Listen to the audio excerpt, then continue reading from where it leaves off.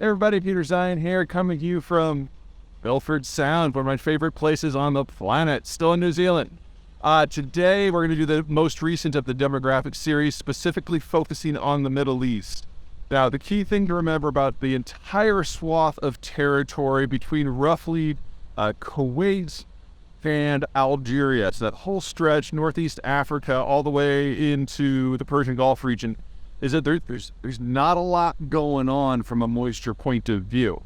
Most of these cultures are centered around oases or narrow river valleys. The Tigris and the Euphrates, in many places, the entire coastal plain is less than 10 miles thick, and the coastal plain in places like Libya, very, very similar. Egypt doesn't even have water on its coastal plain, it's just the Nile. So you get these very, very dense population patterns on a very, very concentrated footprint, and the carrying capacity of the land is very, very low. And it wasn't until the 1900s when you could introduce things like artificial fertilizer that you really got a very dense population footprint even within that zone. So this is an area that was among the last parts of the world to enter the industrial era. And so you had kind of a classic pyramidal formation for the population density until relatively recently in their history. Okay, where was I? There are some exceptions. In northern Algeria, you've got a much wider coastal plain, so agriculture is more favorable there. Obviously, the Nile Valley and Mesopotamia, places that are still desert, but they have irrigation. Figure the places between the Tigris and the Euphrates rivers. Obviously, going back to antiquity, these have had a lot of keeping. Now, but the general point when it comes to industrial agriculture stands. You can have a certain concentration, and then it just kind of stops to be into the desert, which means that these are some of the last areas in the world to experience industrialization, artificial fertilizers, mechanized agriculture, that sort of thing. And so they just have never historically reached the level of population density that you're able to achieve in, say, the Western world or the East Asian world. Now, what that has meant is that there's been a hard population cap on all of these regions up until today, until one thing changed. Oil. Whether it's in Algeria or Libya or Egypt or Iraq or Iran or Saudi Arabia, once oil became part of the equation, the income potential for these regions have expanded by more than an order of magnitude, in some cases almost literally overnight, certainly within a decade. And what that has allowed is these populations to expand beyond the carrying capacity of the land. In the case of Egypt, cotton contributed as well. So these countries could all bring in food and sell the oil to pay for it. And that generated a very, very different population matrix. And we're back. All right, so what this means is the countries have had all these places have a nutritional pyramid going back to antiquity.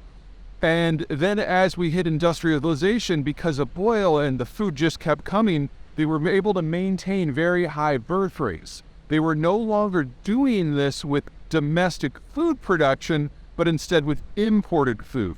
So the pyramid has stayed, it's just gotten broader and broader and broader and broader, because most of these countries have food subsidies in order to maintain political tranquility. But when the food is cheap, but you're not producing it yourself, you get more and more people, but it eventually becomes more and more unstable from a demographic point of view. And now, whether you're in Algeria or Egypt or Iraq, and especially in places like, say, Lebanon or Libya, you've seen the populations increase by a factor of 4 or 5, even 6 or 7 over the time since 1945, while food production has gone stagnant, or in many cases, like in Egypt, actually gone negative as they switched over to things like citrus and especially cotton.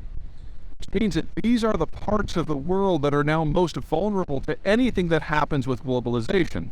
Because if anything impacts their ability to export their non-staple food products and then import wheat, you get a population crash. It'll probably be worst in places like Libya, where food production has maybe doubled since 1945, but population has increased by a factor of 7 or 8.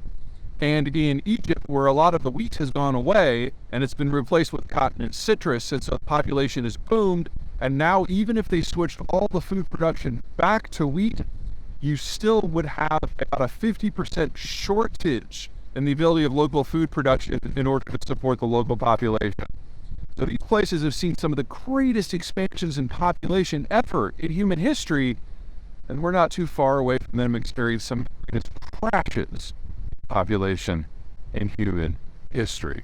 What we're about to see as deglobalization sinks in is a degree of famine that is absolutely unprecedented and is likely to be even far more extreme than what we're about to see people from China.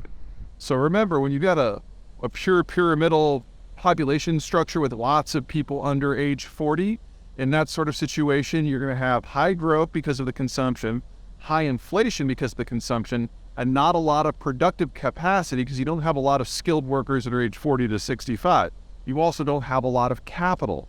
And so these societies have had a hard time lifting themselves out of poverty, except when it comes to things like oil sales, which is then usually the province of the state. And it doesn't generate the sort of velocity of capital that is necessary for good infrastructure, for good education, and for all the other things that we kind of, celebrate as the norm in the first world. It also means that you have a lot of young people who don't really have a stake in the system because they don't control the wealth. That's controlled by the sheiks and the princes at the top. So you tend to get very politically unstable systems. And if you add in the coming food crisis, the degree of civil breakdown that is possible in these areas are huge. And for those of you who consider yourselves students of history, if you look back and the rise and collapse of city-states and empires throughout this entire region, this is starting to sound a little bit familiar. This may be where humanity got its start, but it's also capable of some of the most catastrophic civilizational collapses, and we're going to see that next decade or two. Oh yeah, one more thing. When we relocated to Zeihan now, there is a unique demographic pattern for some countries in the Middle East that is largely based on their intense wealth. Because once you get to a certain level of income, you start paying people to do other things. So for example, if you're in the United States and you're top 1%, you probably have a housekeeper. Well, you carry that into the Middle East where you've got this oil and natural gas income, and you're surrounded by places with a pyramidal demographic structure, and you start hiring people to do everything. So it's not just menial chores or raising the kids, it's building roads, it's building bridges, it's doing your oil infrastructure. You bring in labor for absolutely everything. And so if you look at countries such as Saudi Arabia, Qatar, or especially the United Arab Emirates, you will notice that they have a pyramidal demographic structure, but on the men's side, between roughly age 15 and 40, there's a huge bulge that goes out, which is in essence foreign guest workers who, for the most part, unless you're on that top end that's like doing the air traffic control and stuff, basically slave labor. And in some cases, that is not just a significant percentage of the population. In the case of Qatar, that is like half the population. For the UAE, almost 3/4.